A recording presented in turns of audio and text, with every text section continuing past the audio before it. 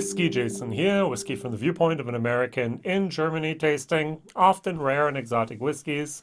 I'm not really sure how rare and exotic these puppies are in your neighborhood. A Russell's Reserve Straight Rye Whiskey, Kentucky Straight Rye Whiskey, single barrel, 52%. Over here we have Russell's Reserve, Kentucky Straight Rye, 6-year-old and 45%. Now, if you know, maybe most of you do, some of you might not, there is actually a bottle laser code here. In the bottom of the barrel, it's always down here in the glass. And over here, I have the nice little number. Let me find it again. Wow. This was actually a 17 bottle, so it was LL. LL stands for Lawrenceburg, Kentucky, not Indiana. And that's why LL, and the next letter is actually then the year. Now, C is 2014, D is 2015, E is 2016, and I have an F, so it's 2017. And then you have the, just like you do with the barrels, you have the letters for the months. So A is January, B is February, and so on. So this is actually a 2017 January, and the date was 13. So over here we have a 2016, and this was in June, and it was June 30th of 2016 is when it was bottled. Now, the only thing that's missing here is, of course, maybe a barrel number if it's a single barrel, and also the date it was distilled. Hey, that would be nice to know. Is this 4 years old, 5 years old, 20 years old? You never know, right? All right, so let's put these in here. Over here in Germany, Russell Reserves are very rare. We do not get very many. This single barrel disappeared within a few hours of it hitting an online shop. Horst Lüning, if you remember him from whiskey.de and whiskey.com. And this is 75 euros, by the way. The 6-year-old is 60 euros for the 45 proof. All right, sorry, 45 ABV and the 90 proof. Now, another thing that kind of interests me a little bit is bottle design. And I don't know if you can see this here, but I can get, there you go. Do you see this little knobby thing here? That actually hooks on when they go through the bottling line so that the label is always correct and that it doesn't turn around and so on and so on. Usually it's down below, but for some reason it's up here. So every single time I grab this, my thumb catches it and it's like, oh, what's going on here? Oh, what is that? Oh, okay, yeah, it's that little thing. Here we have Russell's Family Reserve. Yeah, the 6 is very prominent. Thank you very much. There is a Pikesville 6. I have it over there. I don't have it open in the moment. I could have tried it as a comparison, but I've actually done 2 videos of this in German. I decided to do 1 in English. Now, the single barrel, as I also mentioned, I'm a little bit disappointed at the lack of information for a single barrel. If I go for other single barrels, New Riff single barrels, Wilderness Trail single barrels, even Catoctin Creek single barrels, I have a little bit more of information. No, I don't. Okay. So this is the cask proof. It says here single barrel, but there's no information whatsoever about any other information. Date distilled, date bottled, and so on. All that is missing here as well. Now, my question of the day was going to be, and it is going to be, twofold. Number one, what other rye whiskeys do you know that have an age statement on them? I've mentioned Pikesville. And what other single cask rye whiskeys do you know of? I've mentioned Catoctin Creek, I've mentioned New Riff, and I've mentioned Wilderness Trail, as well as Russell's Reserve. Now, Russell's named, of course, after Jimmy and Eddie Russells. They together have over 90 years of experience as master distillers by Wild Turkey. Most people know that this is Wild Turkey juice. Now, the mash bill of both of these are standard, by the way. So we have 51% rye, we have 30% corn, and we have 12% malted barley. Oh, by the way, this does too. Heaven Hill Rittenhouse. Exactly the same mash bill. This is 50%. 45, 52. This is bottled and bond. Yay. And this over here in Germany costs me at the moment 30 some euros. 30 euros. 20, used to cost 28, now sometimes 32. I can still get it for 30. So I can get basically 2 of these for 1 of these. I can get almost 2.5 of these for one of those. I actually prefer this as a taste profile better than I do than these two.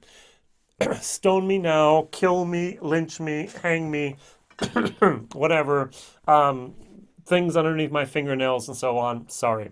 I literally love Wild Turkey, Rare Breed 101. Absolutely some of the best stuff in the world for that value for money. But yet, my personal opinion, whiskey from the viewpoint of an American over here in Germany, is that Russell Reserve and Wild Turkey in general do not make the best rye in the world. Sorry. They might make some of the best bourbon in the world, but I don't think they make some of the best rye in the world.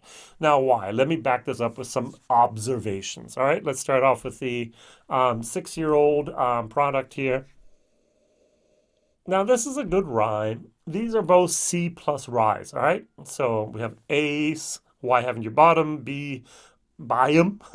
C, you can buy them if you want. D, you don't need to buy them. F, Y was the stuff even made. So these are buys, all right? You can buy them if you want. C plus is a good rating.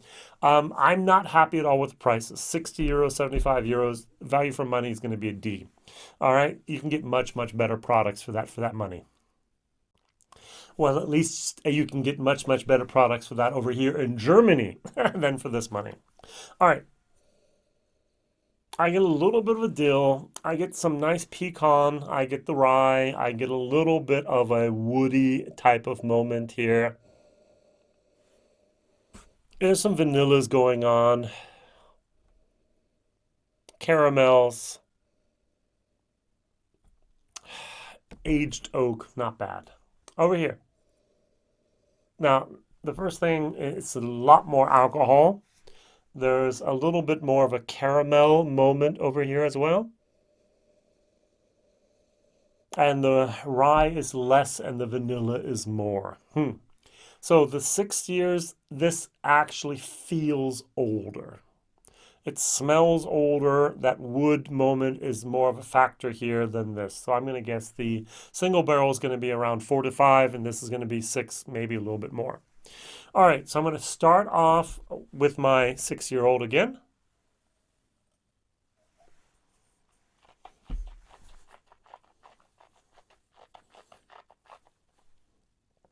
What totally surprises me is the heat.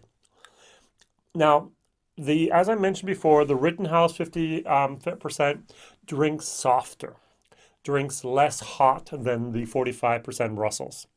I don't know why. I don't know how. Maybe it has to do with the charred barrels. Maybe it has to do with something else. I think the Heaven Hill used Char 3. Wild Turkey uses Char 4. I think as well with their ryes. But there's more of a heat there than I was expecting for a 45% or 90 proof whiskey. Going over to the 52%, cleanse my palate. Cheers.